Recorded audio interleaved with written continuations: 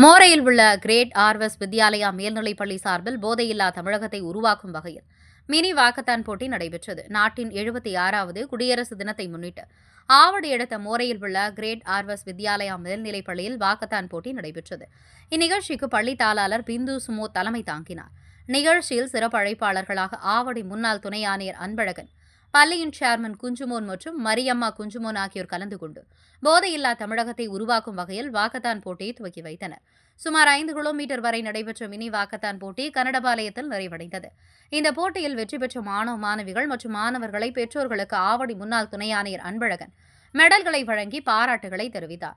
இதில் பள்ளியின் முதல்வர் ஜூலியட், பள்ளியின் செயற்குழு உறுப்பினர்கள் சுமோத், சன்னி ஆபிரகாம், ஜெரி ஜான் உட்பட பள்ளி ஆசிரியர்கள், பெற்றோர்கள் என ஏராளமானோர் கலந்து கொண்டனர்.